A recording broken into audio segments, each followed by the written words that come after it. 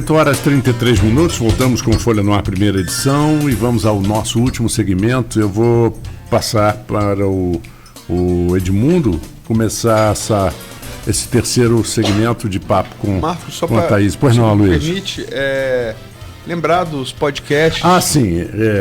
É muito importante que os nossos ouvintes saibam que tudo que acontece na rádio, os programas, o jornalístico, o musical, estão nos podcasts, né? E não só os programas da rádio, como também alguns podcasts que estão sendo criados para complementar toda essa estrutura da rádio informativa.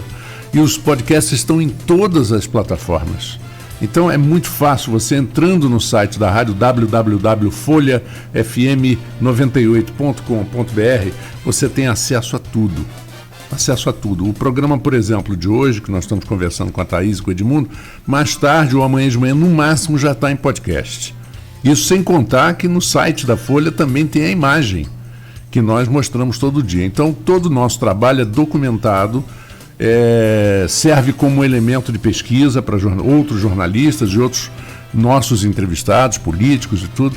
Isso é importantíssimo, quer dizer, a preocupação que hoje tem um veículo de comunicação de trabalhar em todas as plataformas e principalmente oferecer elemento de pesquisa e conteúdo para você que está nos observando e nos julgando e nos premiando com audiência. Eu sou um consumidor de podcast, porque meu trajeto Campo São Francisco diário é o que eu uso. Claro. O Spotify, tudo a gente baixa, eu baixo podcast. E sem querer me estender muito nisso, porque a gente tem como concluir uma entrevista, é fundamental, uma das coisas que mais importantes de rádio hoje, da importância e do reviver da rádio hoje, uma é a acoplada com todas as redes, com todas as plataformas. E outra coisa é que não existe mais limite, não existe mais o limite de você andar 50 km já não pega a rádio. Você hoje, pelos aplicativos, você ouve. Eu tenho mensagens aqui de amigos meus que estão nos Estados Unidos e que continuam ouvindo a rádio quando viajam. Quer dizer, isso é formidável e faz com que a gente tenha uma preocupação muito grande em cada vez mais. Bom, primeiro, o nome Folha da Manhã, que em termos de conteúdo não tem melhor. Segundo, que não poderia ser diferente o trabalho da Folha FM. Vamos lá, Edmundo. Thaís, a gente voltar a falar um pouco da política lá de São Francisco. O seu partido, ele terá, são duas perguntas, ele terá o fundo partidário, ele cumpriu a cláusula de barreira lá, tem o recurso de fundo partidário e a nominata de vereadores do partido, como é que está, se você já tem esse conhecimento lá no partido. Infelizmente ou felizmente, dependendo do que se entende aí por bom ou ruim, mas o PMB, ele realmente caiu na cláusula de barreira, ele não tem fundo partidário, tá? Nós estamos trabalhando com os recursos próprios, tá? A majoritária, então, eu tenho trabalhado com recurso próprio, sim, e temos, a sede do partido, onde a gente tem o apoio de consulta jurídica, na parte da contabilidade. Eles nos dão algumas informações e orientações, caso não seja necessário. A questão da nominata, nós já estamos com 13 pré-candidatos a vereadores pelo PMB, e aí a gente pretende fechar essa nominata, sim, muito em breve. E até porque próximo sábado, a gente vai fazer um ato de filiação no próprio município, que aí as pessoas irão conhecer. Esse sábado seguinte. Próximo agora. Amanhã. Amanhã? Desculpa, amanhã. Tá. Porque a gente está tantos compromissos, a gente acaba se perdendo nos dias, está se passando tão rápido, né? Mas amanhã a gente vai fazer um ato de filiação no São Francisco, que as pessoas vão conhecer um pouco mais do PMB, conhecer um pouco mais de Thaís Manhães. E aí a gente provavelmente vai conseguir fechar essa nominata, sim. Que horas e onde, Thaís? Será às 16 horas. Vai ser uma caminhada iniciando do portal da cidade, com a deputada estadual Marina Rocha, do PMB. E aí nós vamos essa caminhada direto para a sede do pro diretório do partido, né? Que fica na rua André Boechat, ali de frente ao antigo supermercado Real, né? Um supermercado que era bem conhecido ali na rua... próximo quem vai para a Rua da Raia, né? É oposto à Rua da Raia. Então, as pessoas que dali de São Francisco já conhecem. Eu falando assim, você que não conhece lá, mas as pessoas conhecem, a gente já está divulgando bastante esse convite, nós estendemos o convite a todos e vai ser um ato democrático, né, para as pessoas realmente conhecer um pouco do PMB, o que vem de novo para São Francisco. Você quer fazer você falou 2 perguntas? O município, a gente conhece, tem uma tradição de agronegócio muito forte e acho que todo pré-candidato deve levantar essa questão ali como política, como também como assunto. Lógico que o nome é vinculado à saúde, mas você tem alguma vinculação ali do setor de agronegócio? Você vê como você vê o município nessa questão, se isso é uma prioridade do município? Na verdade, o gestor que assumir, né, esses próximos 4 anos, ele tem 5 estruturas, né, de trabalho muito importantes dentro do município de São Francisco, que eu costumo dizer que são as preciosidades que nós temos, que é realmente a agricultura, a pesca, o turismo, de fato, turismo, e a saúde e a educação. Então, esses 5 pontos trabalhados, com certeza São Francisco trabalhado de forma bem específica, o município de São Francisco vai avançar bastante. E o agronegócio não fica atrás, né? Não pode ficar de forma alguma atrás dessa situação. Hoje a gente fala muito de... Eu participo de um grupo, inclusive é o Agronegócio Norte Fluminense. E o que acontece? Eu questionei dentro desse grupo exatamente isso. As pessoas vão para as redes sociais e falam... o agronegócio. O agronegócio é muito importante porque o agronegócio traz benefício para o município, para o agronegócio familiar, né? O agricultor ali, ele começa com o seu investimento próprio. Só que o questionamento que eu fiz, né, dentro desse grupo, que tem engenheiros agrônomos, né, pessoas da área realmente da agricultura, e eu questionei, eu perguntei, a gente fala tanto de agronegócio para as pessoas, eu coloquei São Francisco, mas qual é a linguagem que vocês poderiam falar para essas pessoas? Porque eles não sabem o que é agronegócio. Eles não entendem, eles não sabem nem como administrar o pequeno pedaço de terra que eles possuem, na verdade, né? Eles não sabem que o agricultor, ele tem a forma a aposentadoria dele é diferente, né? Então, tudo isso ele não conhece. Então, assim, precisa, assim, a pasta da agricultura, né, do setor da agricultura no município, intensificar essa questão do agronegócio, porque é importante, mas falar uma língua que eles possam entender. Acesso à linha de crédito. Sim, é porque joga-se uma palavra bonita, né, um conteúdo muito esclarecedor para pessoas que têm o conhecimento, que estão no dia a dia ali. Agora, quem vive isso lá na ponta, que são os agricultores que não têm entendimento nenhum, como que a gente vai conversar isso com eles? Eu atendo pessoas, por exemplo, Arroz Dourado é uma localidadezinha bem... Arroz Dourado? Sim. Arroz Dourado, isso eu vou guardar, Arroz Dourado. Eu atendo... Perdão, o quê? Poético. Poético. Eu atendo algumas famílias ali dentro. Assim, é uma casa aqui, aí você anda mais 5 quilômetros, é uma outra casa, e aí eu conversando com os integrantes da família ali, atendendo e conversando, né? Porque eu gosto de interagir com as pessoas da casa. Eu perguntando, e como que vocês fazem com a agricultura de vocês? Vocês têm o próprio negócio? Não, a gente trabalha pro dono da terra e a gente faz...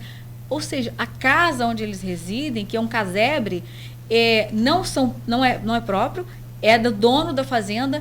Aí, eles plantam para comer, plantam para terceiro, né? Eles terceirizam o serviço braçal.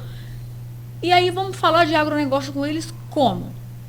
Como que nós vamos intensificar isso para dizer para ele assim, olha só, você pode ter o seu próprio negócio, você pode ter linha de crédito através, né, de algumas parcerias, e você pode procurar a própria Secretaria de Agricultura para você buscar informação.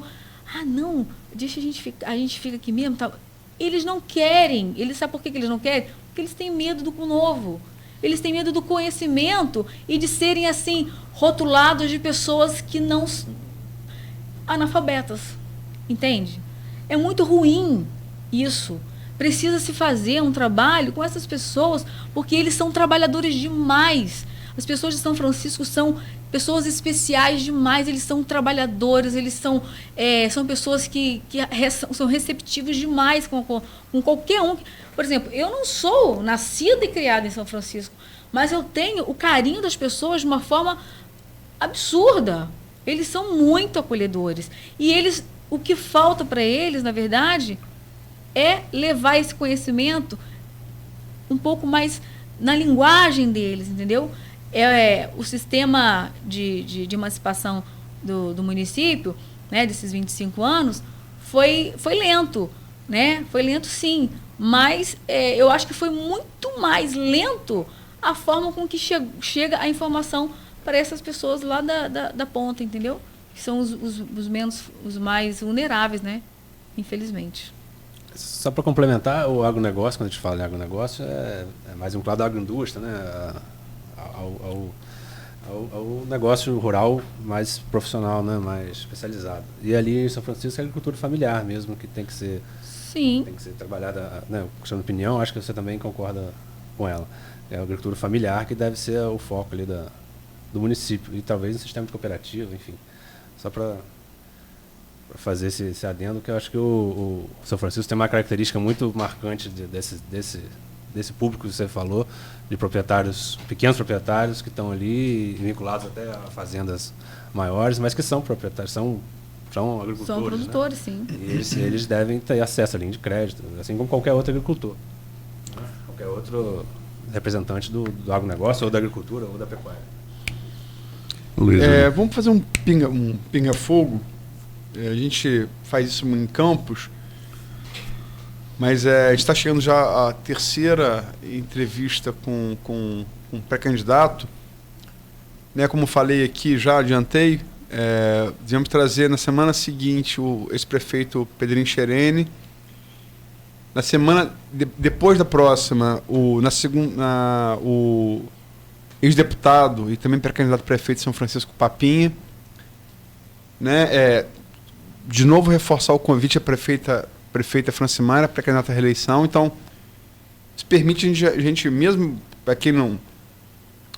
Diferente, você que mora lá, tem tradição, e Edmundo que trabalha lá, mesmo para quem já está acompanhando, morando aqui, acompanhando de longe, já tem mais informação sobre a eleição de lá e você fazer algumas análises. Fazer um pinga-fogo com os nomes que estão aí colocados nessa disputa, você é um deles. Você me diz, se possível de maneira resumida, o que tiver à mente, o que você pensa de cada um. Ok? Podemos ir? Sim. Francimara. Apoio. Precisa de mais apoio. Precisa de pessoas que estejam ao lado, que estejam junto do governo, que se comprometa com a competência que lhe cabe dentro das pastas ali, na prefeitura. Pedrinho Xerene. Pedrinho Xerene eu vejo como a sucessão aí do seu Pedro, e aí é a questão mesmo da idolatria de nome, sobrenome, de poder, e de manter essa questão do nome e da família dentro de São Francisco. Papinha. Papinha eu não tenho contato, não conheço pessoalmente,